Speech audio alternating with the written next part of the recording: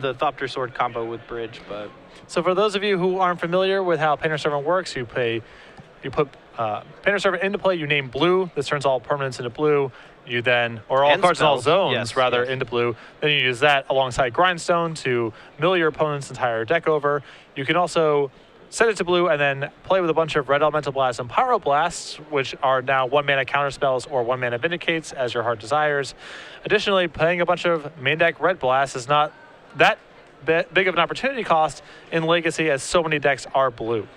Yeah, I mean, it's kind of like a little mini combos with the Pyroblast and Red Elemental Blast alongside Painter Servant, but like you said, they're just naturally very good in Legacy, so you don't even need them to be a combo. Most of the time, they're just 1-mana counter spells, or, you know, once you have Painter Servant, 1-mana Vindicates or counter spells. So you see Brian willing to fight over this Grindstone with a We got a reader. Use the Force of Will, discarding a Thopter Foundry. Yeah, the pitching of the Thopter Foundry is interesting. I mean, it's possible he just doesn't want to get rid of, it looks like Counterbalance as well as a Brainstorm in his hand. But, I mean, he only has 2 Thopter Foundries. I guess maybe he thinks the match is going to go pretty late, and that means that, you know, he's going to be able to find his other Thopter Foundry eventually. Reuben uses a Scalding Tarn here, finds a mountain. Some of these Painter Servant decks play a little bit of a white splash for an Enlightened Tutor and a couple sideboard cards. Reuben has that sort of build. The build we had on camera last week, just a straight red version. Yeah, I mean, we talked about Brian's deck earlier, but I do want to point out that it's a much different version of Miracles than you're used to seeing, where normally the Miracles decks are going to be using Entreat the Angels as their kill condition. Braun-Duin has opted for Thopter Foundry and Sword of the Meek, as well as a mini Stoneforge Mystic package, which can get Sword of the Meek, or it can get Batterskull, and just go the old Batterskull U route. Yep. So you're seeing a lot of oddballs in Reuben's deck and hand right now. You see Phyrexian Revoker in play, a Simian Spirit Guide. Another piece that glues this whole thing together is Imperial Recruiter, which is an oddball from Portal 3 Kingdoms. Allows the deck to search for any 2-power creature, and so you see that a variety of bullets to go find as well. Yeah, I mean, there are some, you know, versions of Painter that play like a ton of copies of, you know, these cards like Simian Spirit Guide just because they help you like accelerate. They play Revokers because it shuts down things like Gristlebrand or whatever. Let's take a look at Reuben's deck list. He has 2 copies of Phyrexian Revoker actually, so fairly prepared here with main deck and Snaring Bridge as well to fight off any potential show and tell decks, and it's going to be interesting to see if those kind of cards actually end up being good in this matchup as well. So Brian with a second island and plays Counterbalance. Reuben attempting to resolve Grindstone, and we'll see if Brian has a blind reveal here for his Counterbalance. Blind reveals are just the nut. I love them so much. Turns only a plains, and so Grindstone in play. Yep, so that Grindstone now, Reuben just needs to assemble Painter Servant and hope Brian doesn't have a spell removal spell, so. I believe that the Revoker's probably naming Thopter Foundry. I saw Reuben kind of tap it with his finger, you know, while he played the Revoker, but here we got some Simian Spirit Guides beat down. So Reuben's curious looking board now. Simian Spirit Guide, Phyrexian Revoker, and Grindstone. Brian untaps, plays the planes that we saw last turn through the Counterbalance, and just passes the turn back. Yeah, and we have the potential for old Grindstone to just be actual Millstone should it come down to that, where if Reuben's never able to find a Painter Servant, he has a lot of extra mana right now, not a whole lot to do with it. You know, he could cast Snaring Bridge, but that could be counterintuitive to his current game plan of attack with 2-power guys. But if Brian's able to subdue these 2-power creatures with like Terminus or something, it's possible that Reuben just starts grinding them. So Reuben just passes the turn back, presumably to activate Grindstone. Brian draws Jace the Mind Sculptor this turn. Yeah, and awkwardly enough, the Miracles plan is not as relevant when your opponent has an active Grindstone, simply because it's really hard to set up the top of your deck so that you're able to ever Miracle it. You know, if you have Brainstorm and a Divining Top, you wait for your opponent to Grindstone you, and then you cast Brainstorm, and then you can... Oh, no, then you can't even Divining Top then, because then it won't be the first card you drew that turn. So Grindstone effectively shutting down Miracles in general. So Brian sticks Jace the Mind Sculptor. We'll see what he does with it momentarily. I feel like he should just tick up targeting Reuben, because Reuben is almost certainly going to Grindstone So there's no value at all in looking at the top of Brian's deck and giving away the information of whether or not he wants to keep that card on top. So knowing that Brian left the card on top, Reuben elects to grindstone himself, turning over a Blood Moon. And drawing a... Ooh, that's not bad. One drop, reveal. Break it off. Reuben's Red Elemental Blast off the top. On Jace the Mind Sculptor runs into a blind reveal, Swords to Plowshares, and Reuben has no choice but to simply play a land and pass it back to Brian. Yeah, I mean, we're not getting a ton of value out of this Jace right now. It's likely we just Swords to Plowshares, the Revoker, tick up Jace, and pass. I mean, if you brainstorm and miss on a way to actually kill either of the other creatures, there's not a whole lot of difference between the Jace brainstorming this turn and brainstorming next turn. And since he can't actually cast Terminus, he's basically just drawing into like a Stoneforge Mystic or a Vendilion Click, as well as the other 2 copies of Swords to Plowshares. So Brian elects to use the Jace Brainstorm, finds Terminus and Vendilion Click. I cannot wait for a hard cast Terminus next turn. That's going to feel so good. It would be in line with sort of the anemic pace of this game thus far. Yes. I mean, Reuben's deck not really functioning on the axis he wants it to. Hasn't drawn an Imperial Recruiter, no Divine Top or anything like that to sort of start digging through his deck, trying to find, a Painter Servant. Didn't draw Blood Moon, so couldn't lock his opponent out of the game. Not that he could anyway, but... So Reuben confirming that the City of Traders was supposed to go away as he added another land to the table. Yeah, but a wee bit awkward. I think it's actually a trigger. He probably should have been able to put the trigger on the stack and then activate Grindstone. Now, I don't know if it'll matter. He has to take 2 damage from his Ancient Tomb to use the Grindstone, but it was his mistake, so I'm all for mistakes being punished to the max. So Reuben activating Grindstone to the end of the turn here. We'll see if this prompts a response from Brian, as of course, these decks have Brainstorm. He's set back 2 cards with his Jace, so there's a lot of room for maneuvering here, potentially. Yeah, it looks like BBD actually did draw a Vendilion Click, but he's flipping those cards super fast, so... we lose the Terminus, but I think we have a way to protect Jace. And it looks like Goblin Welder is the draw. Yep. So inside of the draw step here, looks like Brian is going to use Vendilion Click on Reuben. Shows Goblin Welder and Ensnaring Bridge.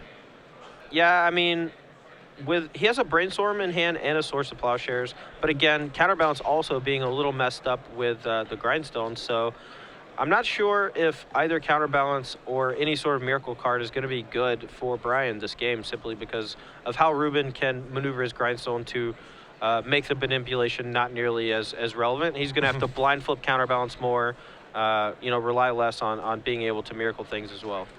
So Brian says those 2 cards, that's just fine. Yep. And here comes a battle. Here comes a Source of Plowshares and a block. So both creatures that Reuben controls send at Jace. Vendilion Click in front of the Simian Spirit Guide, and Source of Plowshares on Phyrexian Revoker. Clears out Reuben's board and keeps Jace alive. Actually, a moderately heads-up play by Brian, blocking the Simian Spirit Guide and plowing the Revoker, because if this Goblin Welder does resolve, then there's the potential for him to shift it back and forth into play with the Goblin Welder, locking up the Jace or potential Sensei's Divining Top. So here we see the potential for some game leadership. In response to this counterbalance, we have a counterbalance trigger on the stack here with Brian brainstorming, and Reuben's going to respond still with the counterbalance trigger on the stack and Grindstone Brian, milling the 1-mana card into the graveyard. Yeah, and I think now Brian's really realizing how that interaction works, because there's a lot of little nuances in this matchup where Grindstone just kind of picks apart a lot of his little mini strategies. So yeah, with the trigger on the stack, there is an opportunity for both players to respond before the reveal actually happens. Correct. And you see Reuben clearly demonstrate a lot of understanding of how the various interactions of this deck. Yep. Swords of Plowshares here and another Jace. Quite strong for Brian. I think he also has a second Vendilion Click as well as a Caracas to go along with it, meaning that it's going to be pretty hard for Reuben to ever actually kill a Jace outside of a Source of outside of a Red Elemental Blast or Pyroblast. So Brian deciding which 2 he wants to set back. This is normally a pretty complicated decision, magnified by the Grindstone that Reuben has in play. Right, but I think he has a couple lands in hand. Just putting those back, I think I would have kept the Caracas, though. I'm not sure if that was entirely correct. Brian actually may main phase the click here, or maybe even draw step it to take away the Ensnaring Bridge and go for the quicker kill that way. But that has a chance to get, red elemental blast on the stack, and then he gets less value out of it. So he does draw step it. Click inside the draw step here. Reuben again turning over the same cards we saw before, Goblin Welder and Ensnaring Bridge. And now Brian debating about whether he wants to go on an attacking plan potentially, or if he wants to try to win the game with Jace. Yeah, I mean, there's always the fear that if he takes the Ensnaring Bridge, Reuben just peels Painter Servant and kills him. As well, there may be a 2 on top, but there may not be 2. So it's risky either way, because if he lands a Ensnaring Bridge, it's going to be really hard for Brian to actually kill him. Counterbalance trigger here. And Brian says that's okay, doesn't take anything, reveals Caracas. And now Reuben knows the coast is clear for an Ensnaring Bridge. We'll see if he wants to play it. Yeah, I think it's probably correct to just slam it here. Brian is probably going to fetch away the land and try to hit a 3 off the top. So you see Brian do exactly that. Sacrifices Aaron Mesa here to get a blind reveal here. Yeah, he has one. I'm sorry, he has. Does he have? He has a Deadwind Dealing Click and one in play. So he basically just has one copy of Blood Moon that he can reveal. But it's better than a 0 chance. So Brian giving it a good shuffle here. Reuben enthusiastically waiting to see this reveal, and it is another counterbalance. So Ensnaring Bridge enters play. Yes. So now it's going to be whether or not Jace can actually draw Brian into enough things to kill Reuben before things get going, or if Reuben can find the combo piece before Brian can really set anything up. And Blood Moon was actually the very next card. That was hilarious. So Brian brainstorms with Jace, finds a Blood Moon and a counterspell, and a Divining Top. So now he's potentially starting to set up his lock as well. Yeah, I mean, he definitely wants to get rid of the Blood Moon. There are very few 3s left that he should be afraid of. Imperial Recruiter potentially being one of them, but again, Reuben can always just grindstone. If Brian is confidently says counterbalance trigger with having previously used manipulation, he can say, okay, in response, I'll grindstone you, and then usually resolve whatever he's trying to resolve. So complex interactions, a go-go. And Brian with a fresh chase plays it and uses the unsummon power on Jace the Mind Sculptor on the Goblin Welder, and now is potentially really starting to sink in here with this counterbalance. Yep, so we still can't attack with click. We can play top and potentially lock out the rest of the 1s from Reuben's deck, but we still can't lock out the 2s. Another land from Reuben. Ancient Tomb the draw. And you can feel things start to shift a little bit here. You see Reuben's going to attempt to resolve the Welder. Yeah, I feel like Reuben's really in desperation mode right now. He knows that he's giving Brian way too much time to set up all these, really ridiculous permanents against him, Jace, counterbalance top, etc. And it's just going to start getting out of hand very quickly. So you see Brian's announcing the trigger here, and now is asking Reuben, do you want to respond by using your grindstone? Yeah, and see, that's a really smart play from Brian, because now he can grindstone resolve, and then he can let grindstone's ability resolve, and then if he doesn't have a 1 on top, he can do the flip the top on top with counterbalance. And since the grindstone's tapped on Reuben's turn, Brian gets to draw the top again before it gets milled. So. And this is the actually ideal scenario where he gets to mill over 2 inefficient cards. Correct. And then reveal a 1, Brainstorm.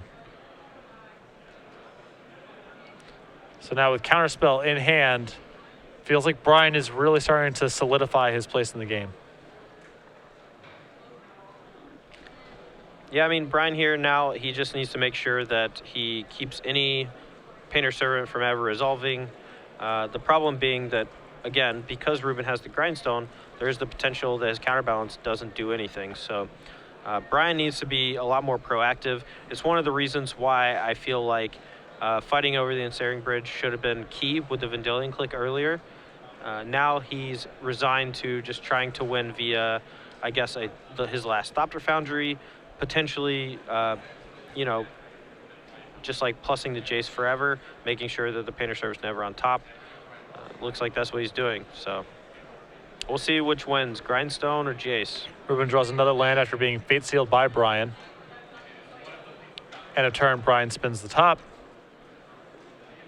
That has to be infuriating to just like have to say activate top, and then when your opponent you just have to wait for the response every single time, and then you have to retop. And so yeah, we're seeing a little bit of this kind of fight that you're describing, as Reuben in the upkeep is grindstoning Brian, forcing Brian to spend a mana to use his Divining Top and reset what he's drawing. Yeah, what's really costing them both actually is time. This matchup can be a really fast one if Reuben's combo deck happens to draw its combo early and has ways to protect it. And now again, since the cards were changed in order, Brian now wants to retop, putting his Terminus even farther down from the top, drawing that Force of Will, which along with, I guess he doesn't have the land this turn, but if he has another blue spell in hand, able to effectively lock out the game since Reuben does not have a Power Blast as his last card. So you see Jace Fate Sealing again, and it feels like this is, now Brian is shifting to trying to win the game as quickly as possible with Jace. Yeah, I mean, he drew the Force of Will. He may just let Reuben continually grindstone him, maybe using a top here and there to make sure he doesn't get an extra mill out of it. Because grindstone has the unique ability that when the cards share a color, you get to do it again. Which is kind of cool, and one of the reasons why the Painter Servant is such a good combo. So Reuben has had enough in the face of Jace Fate Sealing him and concedes the game, and we are going on to sideboarding, which is actually kind of peculiar because both players have a Blood Moon strategy, which is clearly not that excellent against the other. Right, and Brian is way less reliant on Blood Moon. He just has the Singleton copy with a Singleton Enlightened Tutor main deck and then another one in the board. Against the other Blood Moon mono red deck, I assumed that would be sided out. But, maybe he wants to leave in a few 3-drops for his counterbalance, anything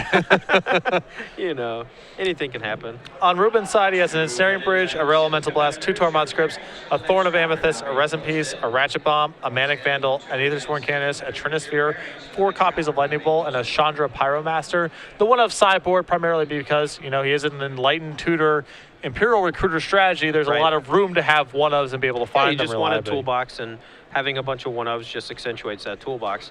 From Brian's side, one thing I actually want to point out, because this is super awkward and something that I learned the hard way, Detention Sphere is way worse than Blood Moon and Legacy, and this is exactly the reason why, because of Pyroblast and Red Elemental Blast. Oh, you mean compared to Oblivion Ring? Oh, what did I say? I'm sorry. Blood Moon. I'm sorry, yes, I'm sorry. Detention Sphere as compared to Oblivion Ring, Red Elemental Blast, Pyroblast are absurdly powerful Magic cards in general, and the fact that people play a lot of them means the Detention Sphere is going to be way worse like the majority of the time. Yeah, I do recall when Detention Sphere was previewed that there was a lot of hype about it in Legacy, of course, because blue-white control decks are a thing and all that sort of stuff. And Drew Levin cautioned against the enthusiasm because he had the attitude, this is Oblivion Ring that gets Red Elemental Blast a lot of the time. So I wouldn't get my hopes up about this thing.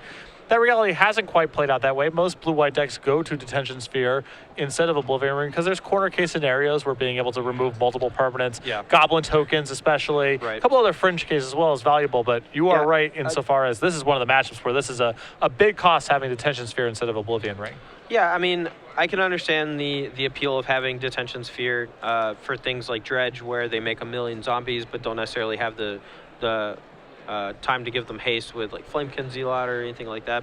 But for the most part, Detention Sphere is almost always going to be Oblivion Ring, and the fact that it can be Power Blasted or Red Elemental Blasted is particularly ridiculous to consider when, the red painter decks are fairly popular. I mean, they've done reasonably well over the last couple of weeks, and you really need cards like Detention Sphere to be able to handle Grindstone or Painter Servant like immediately. It is definitely the matchup where it is most pronounced the difference. It is a permanent-based combo deck with 7 or 8 red blasts, so it really calls attention to the fact that you're playing Detention Sphere, not Oblivion Ring. That is obviously the reason why I wanted to spotlight it. But other than that, Brian has a copy of Wear and Tear, which should be pretty good, a Ninja Explosives, which could be pretty sweet as well, and there might be the Trixie bring in Pyroblast thing going on, where if Reuben happens to Painter Servant named Blue, it could just turn on all of Brian's Pyroblast, but that's a gamble that I'm not always willing to take, but I do occasionally take. We actually saw that in the finals of our Legacy Open last week, where our Rogue Delver opponent brought in Pyroblasts against our Painter Servant player. Our Painter Servant opponent very clearly sniffed out the situation. He had the luxury of having Blood Moon in play. Correct. He had the luxury of having Blood Moon in play, so there was very few cards he was playing around at the time, but simply said, all right, I'll name Blue, and then killed him. Or not Blue. Or sorry, Red rather, yes. Anything but Blue. So the Pyroblast Gambit can work a percentage of the time, but it's not something I would really want to lean on here. Yeah, other than that, Brian doesn't have a whole lot to bring in. He's not susceptible to Blood Moon for the most part. He does have a ton of basics to go along with his fetches to go get them. And like we were saying, he is kind of a Blood Moon deck himself, so it's possible Reuben wants to side out a reasonable number of those effects as well. So Brian's Swan Songs to the board probably not coming in as they don't counter artifacts. Yeah, so it wouldn't surprise me to see Reuben, for example, bring in some more fringe cards. Maybe the bolts come in. I like the Chandra no matter what. I like the additional red elemental blast no matter what, but because the Blood Moon effects are so poor against Brian, he might have to bail out on a lot of that stuff. He has four copies of Blood Moon and 1 copy of Magus of the Moon. So 5 effects in theory he wants to cut. Yeah. Taking their sweet time here, mulliganing and making those decisions and shuffling. So come on, boys. We got some viewers to entertain. And I can't do it all myself. You're just joining us. Star City Games Open here in Atlanta. Brian Braun-Duin, Reuben Bresler, both undefeated going into this round. Brian with Blue, White, Red Miracles. Reuben Bresler playing Red, White Painter, a deck that he has a second place finish with in a previous Legacy Open. Yeah, and Brian Braun-Duin playing a deck no one has ever seen before. So he doesn't have any previous finishes with the deck in any format. So Reuben on the play. And when your opponent pauses like this, it often means maybe something Simian Spirit God related. Yeah, I mean, he has the potential to cast, it looks like Thorn of Amethyst here on turn 1 with the Simian Spirit Guide, which could slow Brian down a lot. But he is burning, a good mana accelerator, but I mean, that's why it's in the deck. We did see it turn into a Grey Ogre last game and get some beats on, but that's not why it's in the deck. Brian with a plans and says go. Yeah, we're going to get Thorn of Amethyst up here for you guys. It's actually a really reasonable sideboard choice for Legacy. It's a great spell for any deck with a lot of creatures in it to help you disrupt combo decks particularly. But even in matchups like this, we saw Thalia last round against a Delver opponent and just lock him out of the game because his deck was so full of cards that were instant sorceries and not creatures. And the original version of that card, as you see Stoneforge Mystic now, is Sphere of Resistance, which Reuben is, of course, not playing because his deck's fairly creature-oriented itself. Right. I mean, there's no reason to play, more of Sphere of Resistance when you could just play Thorn of Amethyst, assuming that you're not trying to lock creature decks out of, doing things. And Brian does have the Stoneforge Mystic, probably getting Batter Skull here. Failing to find. Does he already have all of his equipment in his hand? Awkward. Well, this is curious. So, as we were talking about earlier, Reuben is moderately afraid of the potential of Brian to Pyroblast his Painter Servant or combo pieces or what have you. So he has named green on Painter Servant, the safest color, the color that makes you feel the happiest. Yes. And we see Imperial Recruiter here from Reuben. More specifically, not Grindstone. Because Brian cannot cast Force of Will at the moment because of Thorn of Amethyst. Even though it's free to play, still got to pay 1. Reuben going through. We'll see what he's in the market for. Goblin Welder. Interesting. I would like to see where his head's at for this. I actually really like something like Jai Ballard here. If Brian doesn't have another artifact in the graveyard, you can't use the Welder to actually exchange Batter Skull for anything else. And, he doesn't really have a whole lot of ways to move things back and forth from his own graveyard at the moment.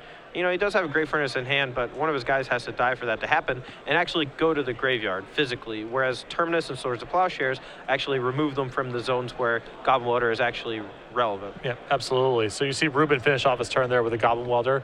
Play goes to Brian with a basic island and just passes the turn, setting up his Stoneforge Mystic. Yeah, and if Brian doesn't have Batterskull here and just accidentally cited out all of his equipment, that would be embarrassing. So you see Phyrexian Revoker enter the battlefield. Yeah, I have to imagine that the Revoker will resolve, but only after Brian puts a Batterskull into play. Batterskull does enter the battlefield.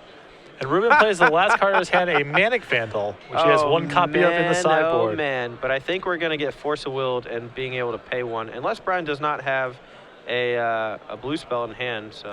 And Reuben throws the Braun-Duin token across the table and comes across with Painter Servant and Imperial Recruiter. I feel like Reuben's being a little mean here. He picked up BBD's token and tossed it in the dumpster. No, there was definitely something, you know, it felt like there's some aggression there, you know? Yeah. Lighthearted aggression, but a little aggression. So confirming that the Phyrexian Revoker here, I believe in his haste, it's possible Reuben may have forgotten to name something, but it does appear that he named Thopter Foundry. Okay. I mean, that does seem like one of the very few ways that Brian could actually get out of this. However, Welder having the oddity of being able to target things in your opponent's graveyard and play as well as your own. So even if Brian were to assemble Thopter Sword combo, Reuben could just very easily replace the Thopter Foundry itself for the Batterskull. Yeah. And, you know, even though Batterskull is no walk in the park, it's a little easier to deal with than Thopter Sword. So Manic Vandal comes across the red zone. Brian with no blocks falls to 16. Reuben has drawn Lotus Petal. Reuben's draw here, not bad, but still not combo-oriented. And, well, you got it. We got it. Reuben did end up having to pay one for that Lotus Petal, but we got there. Legacy leads itself to some really bizarre boards, and Reuben's board is about as bizarre as it gets. A motley crew of unmentionables. Creatures I would cut from draft decks. Yeah, regularly. Who would ever play Painter Servant and Shadow Mord, whatever? Oh, maybe there was some stuff going on in there where it mattered, but... All right, Brian. Now is upkeep contemplating in action? Yeah, he was contemplating casting in Line Tutor on upkeep, but thought better of it. Drew a blank Stoneforge because he already has, you know, his combo. Or already has, I guess, the Sword of the Meek in hand, or potentially sided that combo out due to the fact that Revoker is in Reuben's deck. Manic Vandal comes across again. Brian again with no blocks. I just want to ask how many times in history you think Manic Vandal comes across again has ever been stated? Very few. Very few. Maybe more than I give it credit for, but I mean, it does a job, and it does that job well. And no one ever makes fun of Utabi Orangutan or Viridian Shaman. Yeah. So you got to do what you got to do. It's fine. Brian with a Preordain here, paying the 2 mana. Again, Thorn of Amethyst in play on Reuben's side of the table. The card is kind of good in this matchup. Brian's just like not really able to do more than like 2 very small things a turn. Usually just one thing a turn. Whereas normally he'd be in like hyperdrive mode, like play Preordain into top, activate top, maybe hit Terminus, and then, you know, get ya. So we see Reuben up to some shenanigans at the end of the turn, sacking the Lotus Petal for mana, simply allowing him to exchange the Phyrexian Revoker and then re-weld it back on his turn, then naming Divining Top. Yep, and I assume that that is what he is planning to do. Also wanting to fetch in the meanwhile to thin his deck a little bit, hopefully drawing a Grindstone next turn. The top going to be a really important part of Brian's gameplay in this game, so if he randomly has a Terminus on the top 3 after he fetches, he could just end the game on the spot. But, you know, Reuben, actually, this is a little awkward. Brian actually should not fetch here, you know, just at the end of turn to top, because Reuben could activate in response and name top, and then there's no more potential Terminus. But I think it's possible. Okay, maybe Reuben's slowing him down or stopping him, but no. So Brian here with an end of turn fetch. Finds Tundra. And we'll see if this induces Reuben to act here. Yeah, I mean, once he spins the top once, I think that Reuben's probably going to activate in response because Brian can no longer terminus at the end of turn, but perhaps not. Reuben lets the activation go. And still content to sit on his hands here.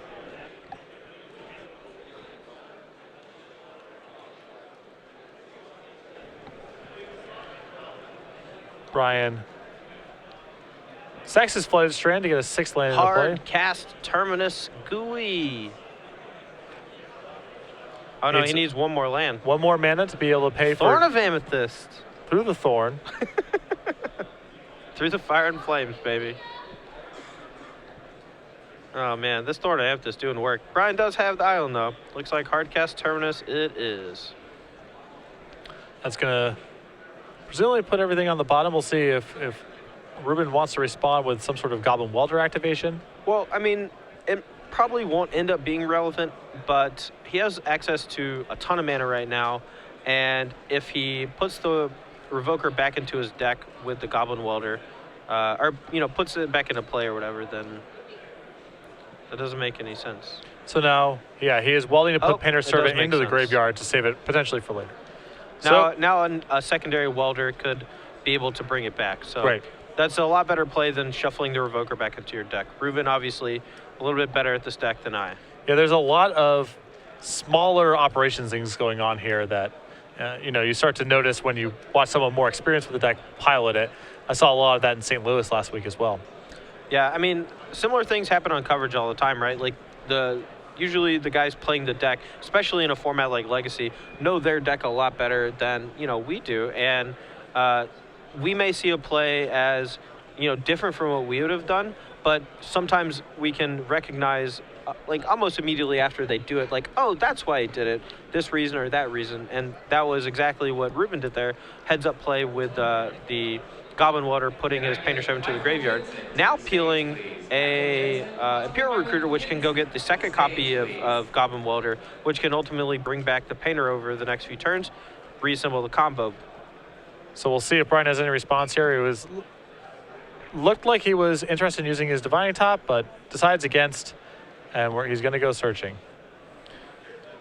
Reuben with a lot of interesting options he can find at this point. You can find a Phyrexian Revoker, you can find Jaya Ballard. Lots of options in his deck. Jaya seems like gas. Yeah, I mean, it's probably just going to be a combo piece, but I could very easily see him just getting Jaya, Welder, or a Painter Servant could be the play. I think Welder, just because it can be a little more tricky, help protect him from an opposing, Thopter Sword combo. But Jaya Ballard actually can threaten to end the game quite quickly, seeing as every spell Reuben draws just ends up being Incinerate. Yeah. And Brian, again, already at 10 from various Manic Vandals hit he took and Fetch Lines he took earlier in the game. So Reuben now with a board of Imperial Recruiter and Goblin Welder. Brian on the upkeep, spinning Divining Top. Found Engineer Explosives, which can take care of the Welder, which is nice. Cannot see the third card. I think it's a Force of Will. Maybe Thopter Foundry is the last card. So Brian takes a draw here.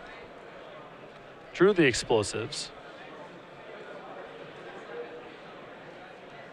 And now we may be looking at the old pay additional cost Sunburst interaction, which is another weird corner case. Yeah, he just pays blue, and then he'll come in with one counter. Or no, he pays for 0, pays the... Okay, yeah, that's actually really cool. So even though Reuben has the Thorn of Amethyst, Brian announces Injure Explosives for 0, uses to pay with the blue mana, so it comes in with 1 counter. So instead of having to pay 2 mana, he just has to pay 1. But Brian made a crucial error by letting his Divining Top die. Yep. And you can tell Reuben's definitely on the ball with all the little interactions that are going on in this game. Yeah, Reuben actually impressing me here. He's very heads up with how he's playing. Brian here looks like it's just going to be a draw-go match. Brian, obviously playing the blue card, so possibly a little advantage. Reuben attempts to resolve Simian Spirit Guide. We'll see if this induces one of the Force of Wills in Brian's hand. Yeah, 6-mana counterspells, a little worse than 5-mana counterspells, but not by much. 6-mana counterspell on Grey Ogre in Legacy. This feels like we're playing revised constructed, minus Black Lotus. Divining Top the draw for Brian. Does not spin and simply says go. Reuben drawing a lot of lands here. Plays a Scalding Tarn. Brian spins top end of turn. And Reuben appears to be counting some land spell thing going on right now. Yeah, I mean, we can always figure it out ourselves, but he was picking up his graveyard and a City of Traders fell face down onto his hand, whereas the last card in his hand was just an Ancient Tomb, so I would say no harm, no foul. Counterbalance the draw and play for Brian, and now really starting to lock it up here. Yeah, I mean, even though Reuben draws a Painter Servant here, he has to punch it through the counterbalance and also still draw Grindstone, which he can't really punch through with top and counterbalance in play. Brian reveals Counterspell, and now things looking pretty grim for Reuben. Yeah, I mean, even though it may take Brian a few more turns to actually win the game, he actually just saw Jace on top, so that should do the trick quite nicely.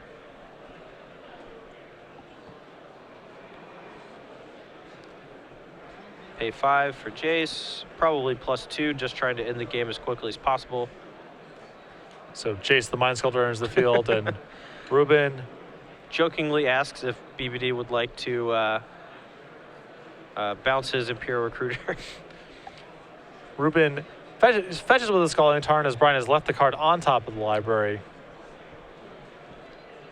So while we wait for them to close this game out slowly, as these two decks are wont to do, I actually do want to talk about a cool interaction with Jace the Mind Sculptor that happens a lot in Legacy, and very few players actually take advantage of this.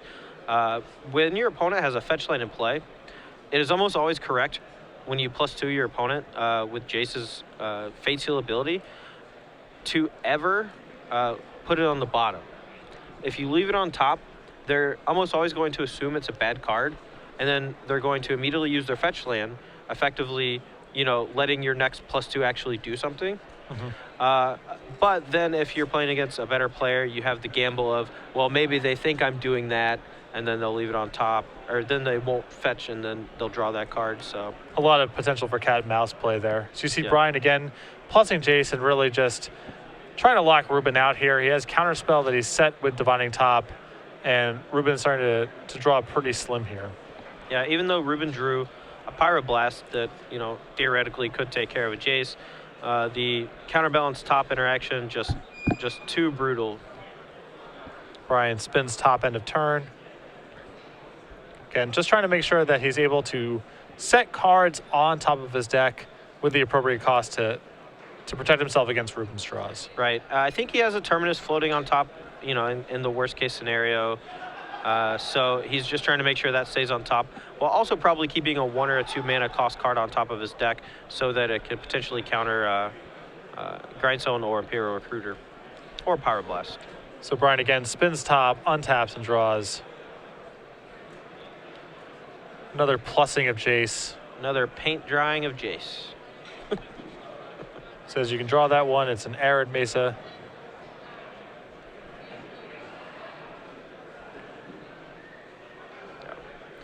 So Reuben really has to draw Corrosion Grip, I think. I think Corrosion Grip's the out. It's rough, man. Yeah, it's not monocolored decks don't have nearly as many outs as not monocolored decks. One more Jace Fate Seal here. Brian leaves on top. I feel like it was a big designer misplay by having Jace have to go up to 13 counters if you just immediately start ticking him up, because you always need the third dice to get him to 13 before you can ever ultimate him.